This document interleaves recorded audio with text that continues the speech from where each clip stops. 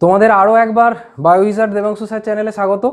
তো সামনেই মাধ্যমিক পরীক্ষা আর জাস্ট কটা দিন বাদেই। তো অনেকেই জানতে চাইছিলে, তোমার আগে মাধ্যমিকের সাজেশন ভিডিওগুলো তো আমার চ্যানেলে পোস্ট করা আছে, তোমরা অনেকেই দেখেছো।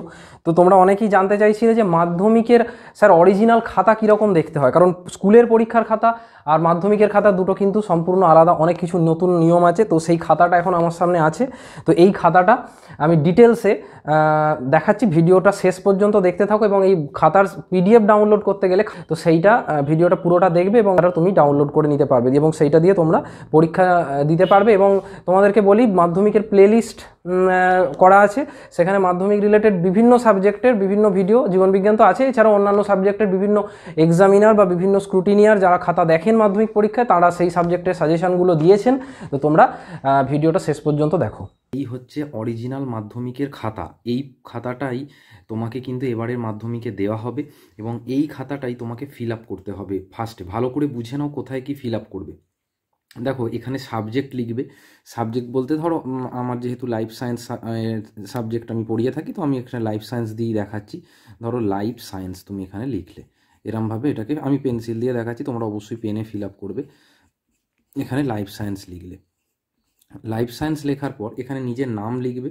ধরো এখানে আমি আমার নিজের নাম দিয়ে ফিল আপ করে দেখাচ্ছি যে তোমরা যেখানে মানে অবশ্যই যে নামটা লেখার সময় অ্যাডমিট কার্ডে যেমনভাবে লেখা আছে সেই নামে স্পেলিং ওয়াইজ তোমাকে কিন্তু লিখতে হবে এবং খুব সতর্ক থাকবে এইগুলো যেন কোনোভাবে ভুল না হয়। সেক্ষেত্রে কিন্তু তোমার খাতা বাতিল পর্যন্ত হতে পারে বা রেজাল্টের সময় তোমার সমস্যা হতে পারে। এরপর তোমার অ্যাডমিট তুমি পেয়ে গেছো, বা এখানে তুমি রোল নাম্বার, যে অ্যাডমিটে যে রোল নাম্বারটা আছে সেটা লিখবে। নাম্বারটা দেখবে 4টে ডিজিটের একটা আছে, এরকম 4টে ডিজিটের আছে, সেই 4টে ডিজিটের নাম্বারটা বসিয়ে দিলে অ্যাডমিটেই তুমি রেজিস্ট্রেশন নাম্বার পাবে, যেটা অলরেডি তোমার কাছে আছে। তো সেই রেজিস্ট্রেশন নাম্বার লিখবে। তারপরে দেখো লেখা আছে language in which answers will be written. এটা সাধারণত তোমরা যেহেতু ম্যাক্সিমামই বাংলা মাধ্যমের ছাত্রছাত্রী, তো ম্যাক্সিমাম জনের ক্ষেত্রে এটা বেঙ্গলিই হবে। তবে যদি তোমার সেই অনুযায়ী মাধ্যমটা অন্য থাকে, যেটাই তুমি উত্তর লিখবে, তুমি সেই অনুযায়ী এটাকে ইংলিশ বা হিন্দিতে করতে পারো। তো এবার তারপরে দেখো, এইটা একটু তুমি হয়তো হলে বসে ভালো করে তখন পড়ার সময় পাবে না, ওই জন্য আমি একটু তোমাকে বুঝিয়ে দিচ্ছি যে এখানে ইনস্ট্রাকশান দেওয়া আছে। এখানে কী কী দেওয়া আছে, যে তোমাকে খাতার দুদিকেই উত্তর লিখতে হবে, এই পয়েন্টটায় লেখা আছে। কোনোভাবেই খাতার কোনো অংশেই স্কুলের নাম লেখা যাবে না। আর কি লেখা আছে, তোমাকে রাফ যদি কোথাও করো, তার জন্য আলাদা করে কোনো পেজ দেওয়া হবে না, বরঞ্চ রাফটা করার পর একটা ক্রস চিহ্ন দিয়ে বা একটা লাইন টেনে সেটাকে তোমাকে কেটে দিতে হবে। এছাড়াও অন্যান্য যে নিয়ম আছে, কোনোভাবেই 1 ঘন্টা 15 মিনিটের আগে বাইরে যেতে দেওয়া হবে না। মোবাইল ফোন কোনোভাবেই, যে এইটাই লেখা আছে, মোবাইল ফোন কোনোভাবে বা অন্যান্য ইলেকট্রনিক গ্যাজেট কোনোভাবে অ্যালাউ করা হবে না, এগুলো তো কম বেশি তোমরা জানোই। এছাড়াও খাতায় কোনো ইনঅ্যাপ্রোপ্রিয়েট ড্রয়িং বা এই জাতীয় কিছু করা যাবে না। ইনঅ্যাপ্রোপ্রিয়েট ড্রয়িং তুমি তোমার সাবজেক্টের রিলেটেড অবশ্যই করতে পারো, কিন্তু অপ্রাসঙ্গিক কোনো কিছু লেখা বা আঁকা যাবে না।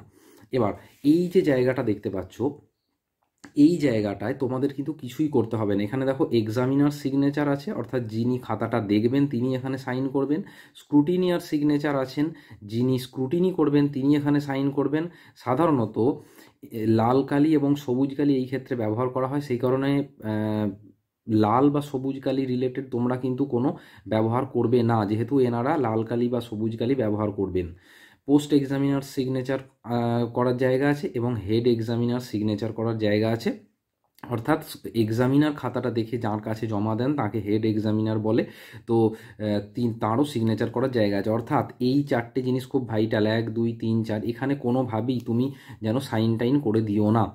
এরপর দেখো, এখানে একটা ছক কাটা অংশ আছে। এই ছক কাটা অংশটাকে এক কথায় আমরা টিচাররা কেজিং বলে থাকি। কেজিং কথাটা অর্থ কি? কেজিং কথা অর্থ, ধরো আমি বলছি, ধরো 1-এর দাগের প্রশ্নে বা 1.2 এর প্রশ্নে তুমি হয়তো 3 পেয়েছো, আমি জাস্ট উদাহরণ দিচ্ছি আর কি, মানে এক সাবজেক্ট ওয়াইজ এগুলো তো ভ্যারি করবে। বা 2-এর এর প্রশ্নটায় তুমি হয়তো 2 পেয়েছো। এই রকম করে কোন প্রশ্নে তুমি কত পেয়েছো বা কত দাগের প্রশ্নে কত পেয়েছো, 1-এর দাগের প্রশ্নে কত পেয়েছো, 2-এর দাগের প্রশ্নে কত পেয়েছো, করে করে করে করে লাস্টে টোটাল হবে। জেনারেলি কি হয়, একের কেজিং 2 রকমভাবে হয় সাধারণত। একটা হচ্ছে খাতার ভেতরে কেজিং থাকে, একটা হচ্ছে খাতার বাইরে কেজিং থাকে। মনে করো 2-এর প্রশ্নে 3টে ভাগ আছে, 2A 2B 2C। সেটা ভেতরে টিচার একবার লিখলেন যে 2A + 2B + 2C মিলে তুমি কত পেয়েছো, আর এইখানে সেটাকে একসাথে লিখলেন, 2-এর দাগে হয়তো তুমি তাহলে মানে 3টেতেই 2 করে 6 পেয়েছো। আমি জাস্ট একটা উদাহরণ দিচ্ছি আর কি। অর্থাৎ তোমাকে এটা বোঝার কোনোই দরকার নেই, এটা তোমাকে কিচ্ছু করতে হবে না। তুমি খালি এটুকু মনে রাখবে যে এই জায়গাটায় এইখান থেকে শুরু করে একদম কেজিংয়ের শেষ পর্যন্ত কোনোভাবেই তুমি কিচ্ছু লিখবে না, যাতে নাম্বার দেওয়ার সময় টিচারের না হলে কিন্তু প্রচণ্ড অসুবিধা হবে। এরপর দেখো, খাতায় তুমি মনে করো 5টা লুজ সিট নিয়েছো। তো 5টা লুজ সিট নেবে, প্রত্যেকটা লুজ সিট নেবে, সঙ্গে সঙ্গে তুমি নাম্বারিং করতে থাকবে। যেমন ধরো এটা একটা লুজ সিট, তো এই লুজ সিটে তুমি প্রথমে হয়তো ওয়ান নাম্বারিং করে রাখলে, তারপর 2 নাম্বারিং যেটা নেবে 2 নাম্বারিং করে রাখলে, এরকম করে তুমি কিন্তু লুজ সিটে আগে থেকে নাম্বারিংটা করে রাখবে। এবার লুজ সিটের ফিল আপের বিষয়ে আমি একটু পরে আসছি, তার আগে মেন খাতাটা আবার বলি। মনে করো ওরমভাবে তুমি 3টে লুজ সিট নিয়েছো, তাহলে 3টে লুজ সিট নিয়ে তুমি এইখানে লাস্টে লিখে দিতে হবে তোমাকে, বা প্রথম থেকেই লিখে যাবে যটা লুজ সিট নিচ্ছ, 1 + 1 + 1। তুমি দেখলে যে তোমার পরীক্ষা প্রায় শেষের দিকে, আর তুমি লুজ সিট নেবে না, দিয়ে এইটা করে তুমি এরকম 3 করে দেবে। এখানে দেখো, এখানে সেন্টার কোড বলে একটা জিনিস দেয়া আছে, এই জাতীয়তে তুমিও কিচ্ছু লিখবে না, পরিষ্কার লেখা আছে দেখো, please do not write the name of the centre. কিচ্ছু তুমি কিন্তু এখানে লিখবে না। এবং এখানে অফিসার ইনচার্জ যিনি আছেন, অর্থাৎ যে সেন্টারে তুমি পরীক্ষা দিতে গেছো, যে স্কুলে তোমার সিট পড়েছে, সেই স্কুলের যিনি হেড বা যিনি দায়িত্বে আছেন, তার এখানে সাইন থাকবে। এগুলো তোমার কোনো কাজ নয়। এবং অবশ্যই যিনি গার্ড দিচ্ছেন, সেই শিক্ষক মহাশয় বা শিক্ষিকা মহাশয়, তোমরা এই জায়গায় ওনারা সাইন করবেন। তুমি খালি একটু দেখে নেবে যে তোমার সাইনটা যেন অবশ্যই এখানে থাকে। পরীক্ষা দেওয়ার সময় ওনারা সাইন করে দেবেন, কারণ এই সাইনটা না থাকলে তোমার খাতা কিন্তু বাতিল হবে। এরপর সেকেন্ডারি এক্সামিনেশান, এটা এবছরের জন্য তাহলে কি হবে, 20 দেওয়া আছে, দেখো 20 দেওয়া আছে, তাহলে এখানটায় 2025 লিখে দেবে।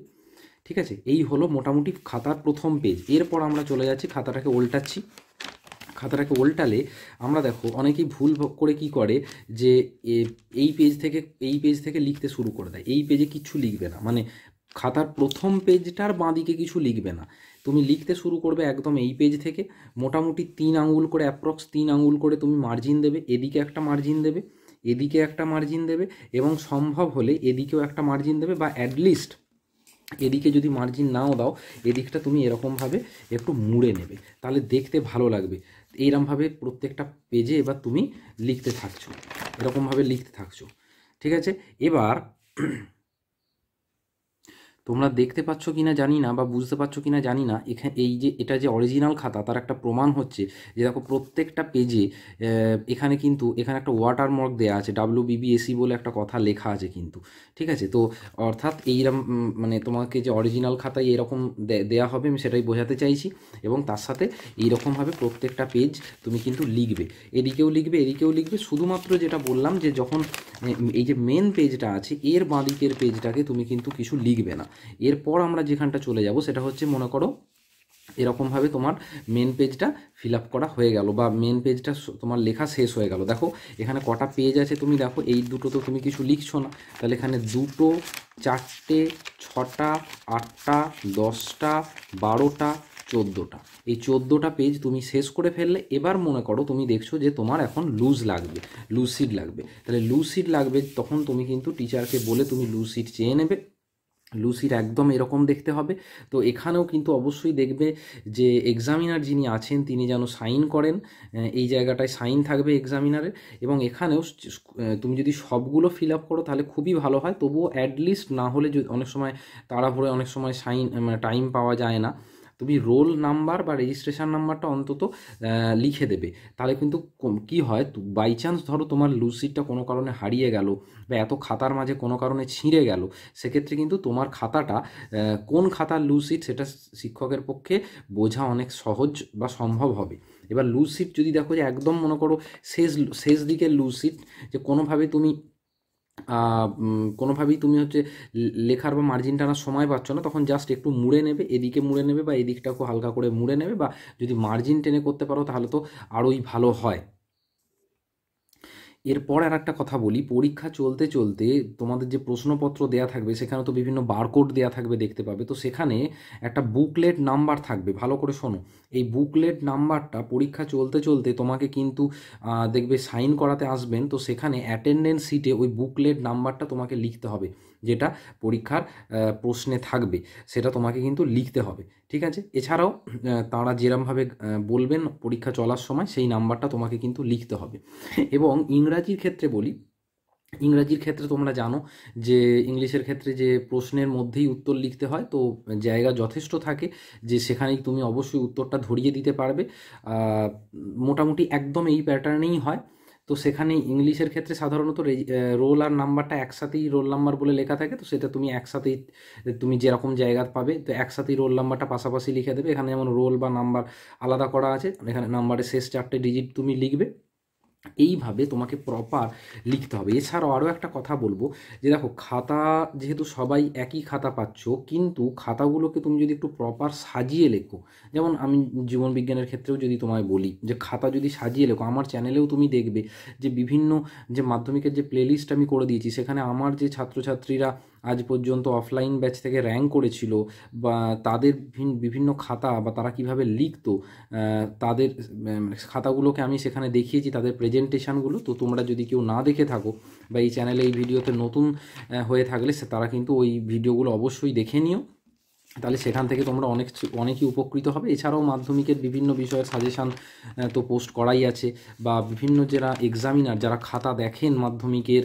যারা স্ক্রুটিনি করেন বা যারা এক্সামিনার হিসেবে কাজ করেছেন বা করছেন, এই রকম বিভিন্ন শিক্ষক মহাশয়দেরকে নিয়ে সাজেশান ভিডিও বা টিপস ভিডিও বানানো আছে। তোমরা মাধ্যমিকের প্লেলিস্টে অবশ্যই চলে যেও, উচ্চ মাধ্যমিকের ভিডিও আসছে, তো তারা তোমরা ভিডিওগুলো অবশ্যই দেখে নিও। তাহলে আশা করি তোমরা প্রত্যেকে বুঝতে পেরেছো, এবং অবশ্যই তোমরা এই বিষয়ে যদি আর কোনো প্রশ্ন তোমাদের থাকে, এই ভিডিওটা কেমন লাগলো সেটা অবশ্যই কমেন্ট করে জানাও।